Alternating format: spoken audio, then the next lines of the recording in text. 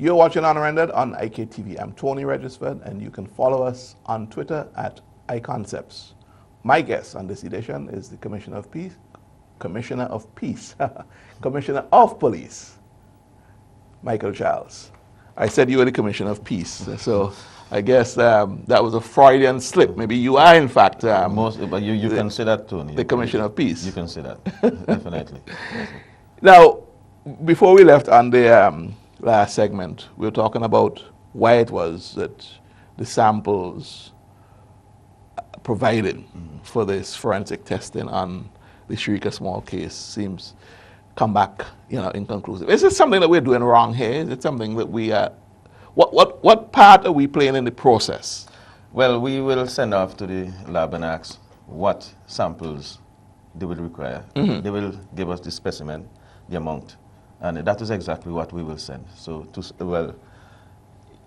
say that the question you asked, what are we doing wrong? I'm not too sure if we're doing anything wrong, but I don't know. Well, this is not my field. I don't know if because of the length of time the body is it becomes more difficult. Yes. But we did send what they asked for, and lo and behold, came out that it's inconclusive. However, Mr. Small contacted me and said that she would like to have some more tests done. This time she would like us to send the specimen to a lab in Canada. Okay. I had already had a meeting with a lawyer, that's Mr. Joseph Dells. Yes. We did the final touches. I also touched base with Dr. Child at the Milton Cato Memorial Hospital. Yeah. So we are now waiting on Ms. Small, and she will contact Mr. Dells, who will in turn contact me, and then once that is done. Right, so you'll have parallel testing done in Canada once you get through that, as well as your own sources. So hopefully this will bring closure to this whole matter. Are there any such unidentified bodies that, apart from the one that we suspect might be Sharika Small, are there any other cases of missing people where we've found bodies but we've not been able to produce conclusive tests to say, well, this is Mr. X or Miss Y? Subject to correction, I think that it may be one. I don't really want to speak out of turns, but I think that it may be one. I can't remember the circumstances really, but I think there may be one. Okay.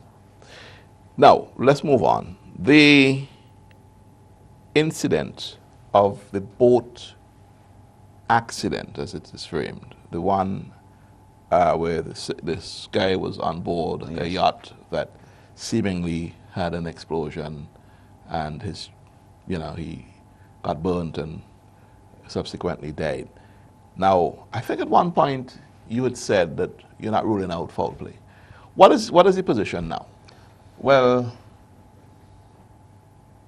when I stated that we're not ruling out foul play, we had information that two of them came to St. Vincent. Two persons came to St. Vincent, the gentleman and his wife. And when we found the body, it was only him. And we have no evidence that the wife had already left the state. So we didn't want to, just leave it so. So in that we had to start at the worst and then walk our way down. Right. As it turned out, he himself had took via taxi to the James Mitchell Airport in Beckway, and she has since returned to her homeland. But wouldn't there have been immigration records that would have proven that she left? Yes. But unfortunately, the reason why it came out like this too, when the Chief Immigration Acting Officer requested that information, the information she got was only from E.T. Joshua. Oh, I see. Right, and we thought that it was St. Vincent and the Grenadines. Right. But soon after, found out that it's just St. Vincent. Right. She did her checks and yes, so the immigration records match up to the fact that the woman would yes. not have been here at the time Definitely. of the accident. Yes, So yes. you're satisfied now that it was a boating accident? Well, from the initial investigation and so on, yes, it appears that it's an accident. Yes, so I am satisfied. Closed case then? Well, we're waiting. You can say it's semi-closed. Semi-closed. Yes, yes. Let's talk about the issue of crime then. I know that it is problematic even for our neighbors, for us, our neighbors in Lucia, I'm hearing.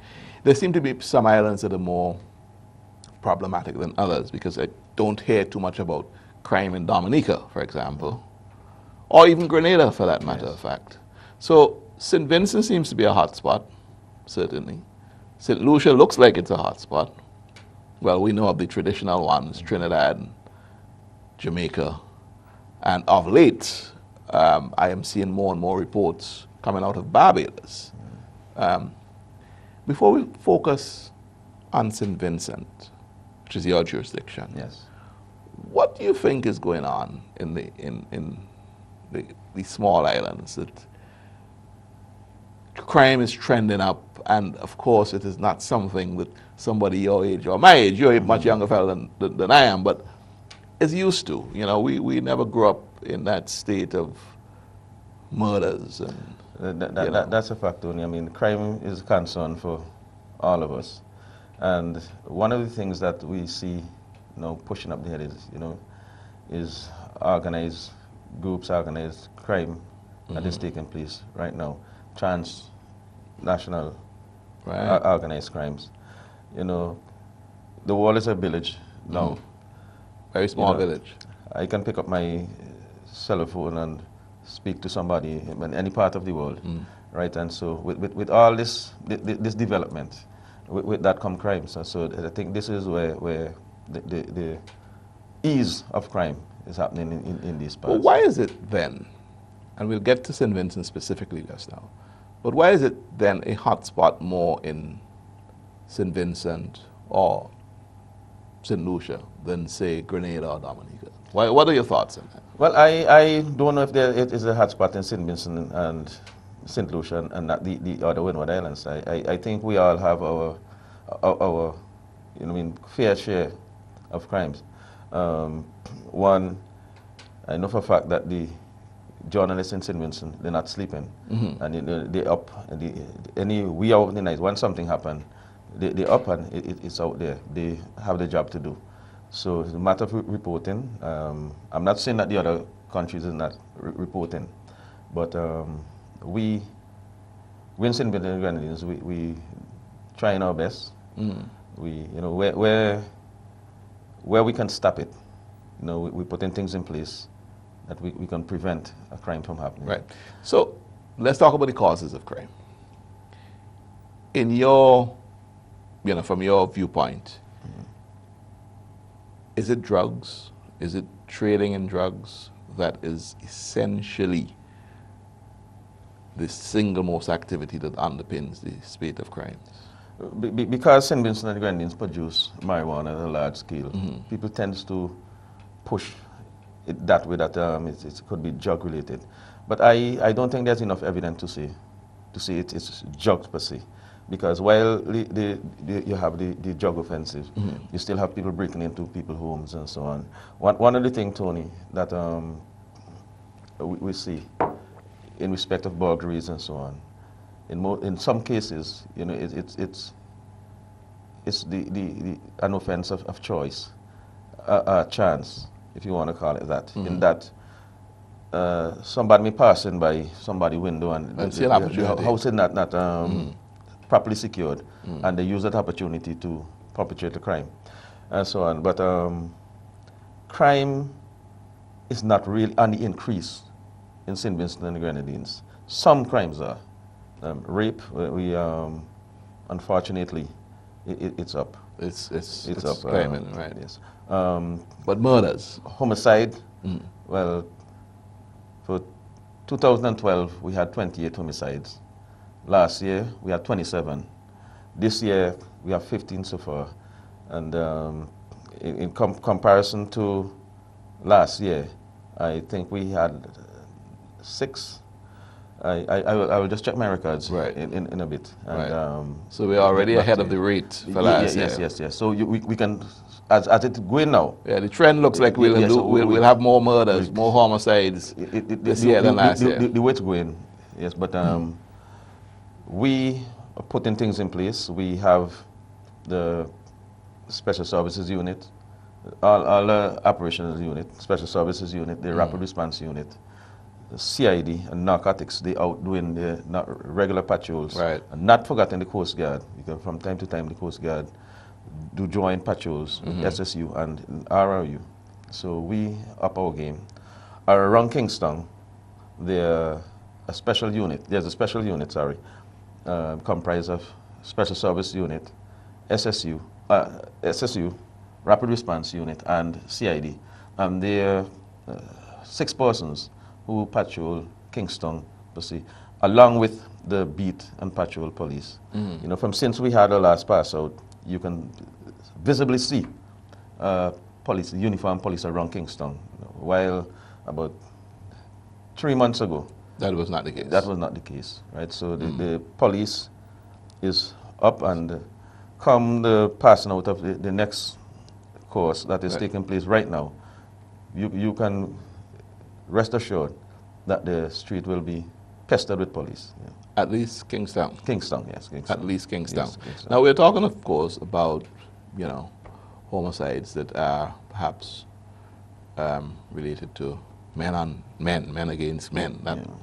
But there's the issue again of violence against women, which is a peculiar problem. Yes. And it is an issue that seems to be ingrained in the fabric of our social psyche. And I am not sure that the police is grappling with this, given that you have a police force of, I guess, 80% men. Is my ratio correct? I'm not sure. I am not a mathematical. Yeah, but really. far more men than you have women in the police force. Yes. And certainly at the top ranks.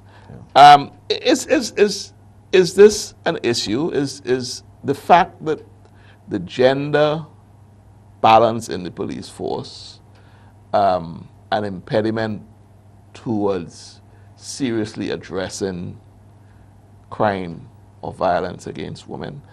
As far as policing is concerned, I know there are other factors, there are other social factors that beyond the police to address. But I'm just bringing that up. Do you think that is? No, I don't think so. I mean, right now we have the Anti-Trafficking in Persons Unit, headed by Superintendent Jacobs, a female, and this unit, they have training in regards, other than trafficking in persons, they have training with combating, going out to speak to people. Domestic violence. Domestic violence. The women that tend to be the victims. Yes. 90% of the times, if not even more. Well, 95%. Yes. The other 5 are men. Right.